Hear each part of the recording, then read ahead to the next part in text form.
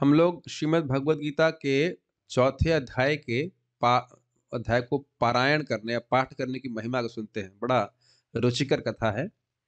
भगवान विष्णु ने कहा, मेरी प्रिय लक्ष्मी, अब मैं श्रीमद् भगवद गीता के चौथे अध्याय की महिमा का वर्णन करूंगा।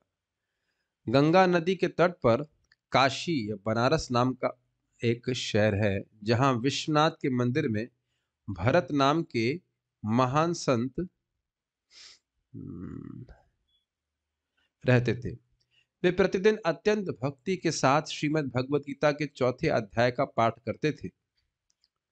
पहले जब भरत तीर्थ यात्रा कर रहे थे, तब वे तपोदन नगर में भगवान कृष्ण के विग्रह के दर्शन करने गए थे। उस नगर से निकलते समय उन्होंने दो बेल के फलों के वृक्ष देखे। उन पेड़ों की छाया के नीचे विश्राम करने का निश्चय करते हुए वह एक पेड़ के जड़ को तकिए के रूप में प्रयोग करते हुए लेट गए और दूसरे वृक्ष की जड़ पर अपने पांव रख दिए। किसने रख दिए? भरत ऋषि ने। बड़ी रुचिकर कथा है। कुछ काल के बाद जब भरत वहां से चले गए तो वो दोनों पेड़ सूखने लगे। 5-6 दिनों में दोनों पेड़ पूरी तरह सूख गए और मर गए। उन दोनों आत्माओं ने, जो उन पेड़ों में रह रही थीं, उन्होंने अपना अगला जन्म एक बहुत ही पवित्र ब्राह्मण की बेटियों के रूप में लिया। एक बार वे बालिकाएं जब 7 वर्ष की हो चुकी थीं, तब वे काशी की तीर्थ यात्रा पर निकली थी। काशी में घूमते हुए उन्होंने महारान ऋषि भरत को देखा।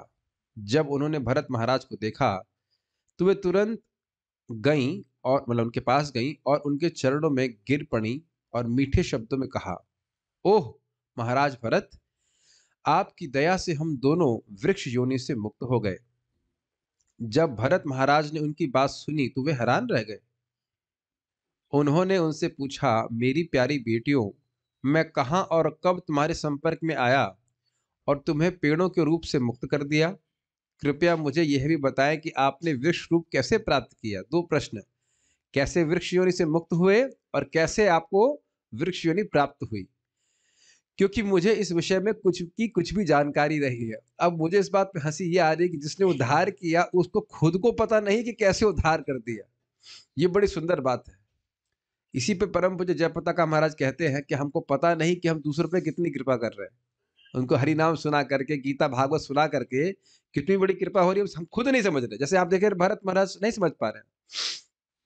तत्पश्चात उन दोनों कन्याओं ने सबसे पहले भरत महाराज को वृक्ष रूप प्राप्त होने करने का कारण बताया, क्यों वृक्ष बन गई थी। दोनों लड़कियों ने कहा, महाराज, गोदावरी नदी के तट पर छिन्न पाप नाम का एक पवित्र स्थान है। उस स्थान पर सचतपा नाम के एक ऋषि थे। वे बहुत महान और कठिन तपस्या कर रहे थे। गर्मी के मौसम में वे कई आगों की होना चाहिए, कई आगों के बीच बैठ जाते। 8 प्रकार की अग्नि होती है, पंचाग्नि, 5 प्रकार की अग्नि होती है, 5 अग्नि होती है। और ठंड के मौसम में वह ठंडी नदी में खड़े रहते क्या होते। समय के साथ वे पूरी तरह से शुद्ध हो गए और अपनी इंद्रियों पर उनका पूर्ण नियंत्रण हो गया था। और धीरे धीरे उन्होंने परम पुरुषोत्तम भगवान कृष्ण के चरण कमलों को प्राप्त किया। भगवान ब्रह्मा ने सचतपा के दर्शन करने के लिए प्रतिदिन आना शुरू कर दिया और भगवान कृष्ण की भक्ति सेवा के बारे में उनके सामने प्रश्न की। ब्रह्मा जी प्रश्न कर रहे हैं। कितने रियलाइजेशन भरत महाराज को मिले होंगे, सॉरी क्षमा कीजिएगा, सचतपा को मिले होंगे। इस बीच भगवान इंद्र, देवराज इंद्र, सचतपा की उच्च स्थिति को देखकर बहुत चिंतित हो रहे थे। ये होती है दिक्कत, यह सोचकर कि वे एक दिन स्वर्ग के राजा के रूप में उनके पद को छीन लेंगे। अब ये बात समझ में नहीं आई ना। सचतपा को कोई इच्छा नहीं थी इंद्र का पद प्राप्त करने की, लेकिन इस जगत की वस्तुएं ऐसे ही हैं, पद ऐसे ही हैं। जब किसी को पद प्राप्त होता है तो सोचता है हर व्यक्ति मेरे पद की ही आशा लगाए हुआ है। उस समय देवराज इंद्र ने हम दोनों को बुलाया, जो उस जन्म में स्वर्गीय राज्य में अप्सरा थी, और हमें निर्देश दिया, जाओ और सचतपा के पतन का कारण बनो, इससे पहले कि वह मेरे पद को छीनने का प्रयास करे। देवराज इंद्र की आज्ञा को प्राप्त करने के बाद हम चल पड़ी और गोदावरी नदी के तट पर पहुंची, जहां सचतपा तपस्या कर रहे थे। उस स्थान पर हम दोनों ने उस साधु को हमारे साथ यौन संबंध बनाने के उद्देश्य से शस्तपा के बहुत समीप उत्तेजक रीति से गाना और नृत्य करना शुरू कर दिया। नाचते गाते हमारे शरीर को ढकने वाला वाल हो गया वाला वस्त्र नीचे फिसल गया और हमारे स्तन दिखाई देने लगे। उस समय उस ऋषि ने हाथ में जल लेकर हमें इन शब्दों में श्राप दिया, तुम दोनों जाओ और गंगा नदी के तट पर बेल के पेड़ बन जाओ। उनका श्राप सुनकर हम दोनों उनके चरणों में गिर पड़ी और उनसे क्षमा याचना करने लगी। देखिए, समय नहीं लगता है अप्सरा से पेड़ बनने में। ये जगत ऐसा ही है।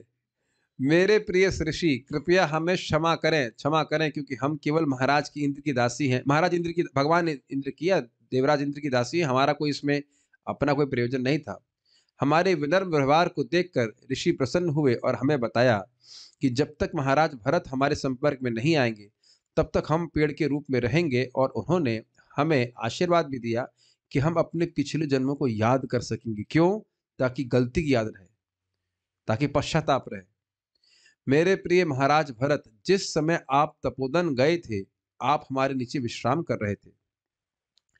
जब हम बेल वृक्ष के रूप में थे, तब आप श्रीमद् भगवद गीता के 4th अध्याय का पाठ कर रहे थे, और इस पाठ को सुनकर हम न केवल इस वृक्ष रूप में मुक्त हुए और एक भक्त परिवार में जन्म प्राप्त किया, अपितु इस भौतिक संसार में सुख लेने की सभी इच्छाएं हमने खो दी। देख रहे हैं, एक शुद्ध भक्त से श्रवण करने का बात। अब आप बताइए, प्रमाण है ना कि भगवत गीता भी पेड़ भी सुनते हैं। बताइए, पेड़ भी भगवत गीता सुनते हैं, और फिर इंसानों का तो कहना है क्या। भगवान, और उनका उद्धार भी होता है। भगवान विष्णु ने कहा, मेरी प्यारी लक्ष्मी, जब उन 2 लड़कियों ने भरत महाराज के सामने अपना इतिहास सुनाया तो बहुत खुश हुए और अपने आश्रम के लिए चले गए। उन 2 लड़कियों ने जीवन भर ध्यान से श्रीमद् भगवद गीता के 4थे अध्याय का प्रतिदिन पाठ किया और मेरे चरण कमलों की भक्ति प्राप्त करी, यानी उनके भगवान के धाम वापस गई। श्रीमद् भगवद गीता अध्याय 4। श्री भगवान उवाच, इमं विवस्वते योगं प्रोक्तवाहनमव्ययं विवस्वानमनवे प्राह मनुरिक्ष्वाकवे ब्रवीत्। एवं परंपरा प्राप्तम इमं राजर्षयो विदुः सकाले नेह महता योगो नष्टः परन्तप। स एवायं मया तेद्य योगः प्रोक्तः पुरातनः भक्तोऽसि मे सखा चेति रहस्यं हि एतद् उत्तमम्। अर्जुन उवाच, अपरं भवतो जन्म परं जन्म विवस्वतः कथमेतद् विजानीयां त्वमादौ प्रोक्तवानिति। श्री भगवान उवाच, बहूनि मे व्यतीतानि जन्मानि तव चार्जुन तान्यहं वेद सर्वाणि न त्वं वेत्थ परन्तप। अजोऽपि सन्नव्ययात्मा भूतानामीश्वरोऽपि सन् प्रकृतिर्स्वामधिष्ठाय सम्भवाम्यात्ममायया। यदा यदा हि धर्मस्य ग्लानिर्भवति भारत अभ्युत्थानं धर्मस्य तदात्मानं सृजाम्यहम्। परित्राणाय साधूनां विनाशाय च दुष्कृतां धर्म संस्थापनार्थाय संभवामि युगे युगे। जन्म कर्म च मे दिव्यम् एवं यो वेति तत्त्वतः त्यक्त्वा देहं पुनर्जन्म नैति मामेति सुवर्जुन। वीतराग भय क्रोधा मन्मया मामुपाश्रिताः बहवो ज्ञान तपसा पूता मद्भावमागताः। ये यथा मां प्रपद्यन्ते तां तथैव भजाम्यहम्। मम वर्त्मानुवर्तन्ते मनुष्याः पार्थ सर्वशः। काङ्क्षतः कर्मणां सिद्धिं यजन्त इह देवता क्षिप्रं हि मानुषे लोके सिद्धिर्भवति कर्मजा। चातुर्वर्ण्यं मया सृष्टं गुणकर्म विभागशः तस्य कर्तारमपि मां विद्य कर्तारमव्ययम्। न मां कर्माणि लिम्पन्ति न मे कर्मफले स्पृहा इति मां योऽभिजानाति कर्मभिर्न स बध्यते। एवं ज्ञात्वा कृतं कर्म पूर्वैरपि मुमुक्षुभिः कुरु कर्मैव तस्मात् त्वं पूर्वैः पूर्वतरं कृतं। किं कर्मेति कवयोऽप्यत्र मोहिताः तत्ते कर्म प्रवक्ष्यामि यज्ञात्वा मोक्षसे अशुभात्। कर्मणो हि अपि बोद्धव्यं च विकर्मणः अकर्मणश्च बोद्धव्यं गहना कर्मणो गतिः। कर्मण्यकर्म यः पश्येत् अकर्मणि च कर्म यः स बुद्धिमान् मनुष्येषु स युक्तः कृतस्न कर्म कृत्। यस्य सर्वे समारंभाः कामसङ्कल्पवर्जिताः ज्ञानाग्निदग्धकर्माणां तमाहु पंडितं बुधाः त्यक्त्वा कर्मफलासङ्गं नित्यतृप्तो निराश्रयः कर्मण्यभिप्रवृत्तोऽपि नैव किञ्चित् करोति सः निराशीर्यतचित्तात्मा त्यक्तसर्वपरिग्रहः शारीरं केवलं कर्म कुर्वन्नाप्नोति किल्बिषम् यदृच्छालाभसन्तुष्टो द्वन्द्वातीतो विमत्सरः समः सिद्धावसिद्धौ च कृत्वापि न निबध्यते गतसङ्गस्य मुक्तस्य ज्ञानावस्थितचेतसः यज्ञाय चरतः कर्म समग्रं प्रविलीयते ब्रह्मार्पणं ब्रह्महविर्ब्रह्मग्नौ ब्रह्मणाहुतं ब्रह्मेव तेन गन्तव्यं ब्रह्मकर्म समाधिना दैवमेवापरे यज्ञं योगिनः पर्युपासते ब्रह्मज्ञावपरे यज्ञं यज्ञेनैवोपजुह्वति श्रोत्रादीनीन्द्रियाण्यान्ये संयमाग्निषु जुह्वति शब्दादीन् विषयानि अन्य इन्द्रियज्ञासु जुह्वति सर्वाणि इन्द्रियकर्माणि प्राणकर्माणि चापरे आत्मसंयमयोगाग्नौ जुह्वति ज्ञानदीपिते द्रव्ययज्ञास्तपो यज्ञा योगयज्ञास्तथा परे स्वाध्यायज्ञानयज्ञाश्च यतः संशितव्रताः अपान जुह्वति प्राणं प्राणे पानं तथा परे प्राणापानगतिरुद्ध्वा प्राणायामपरायणाः अपरे नियताहाराः प्राणान् प्राणेषु जुह्वति सर्वेप्यते यज्ञविदो यज्ञक्षपितकल्मषाः यज्ञशिष्टामृतभुजो यान्ति ब्रह्मसनातनम् नायं लोकोऽस्ति यज्ञस्य कुतोऽन्यः कुरु सत्तम एवं बहुविधा यज्ञा वितता ब्रह्मणो मुखे कर्मजान् विद्धितान् सर्वान् एवं ज्ञात्वा विमोक्ष्यसे श्रेयान् द्रव्यमयाद् यज्ञात् ज्ञानयज्ञः परन्तप सर्वं कर्माखिलं पार्थ ज्ञाने परिसमाप्यते तद्विद्धि प्रणिपातेन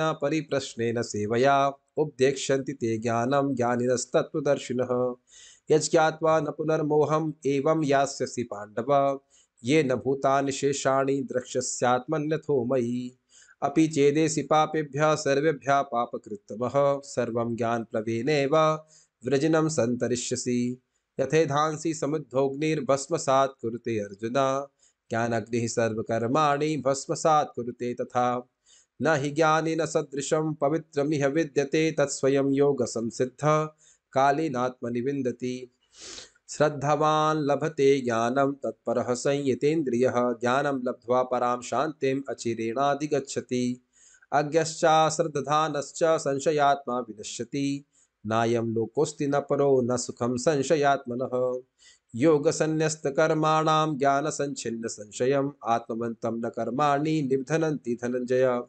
तस्मादज्ञानसम्भूतं हृतस्थं ज्ञानसिनात्मनः छित्त्वैनं संशयं योगम् आतिष्ठोत्तिष्ठ भारत हरे कृष्ण कृष्ण कृष्ण हरे हरे हरे राम राम राम हरे हरे।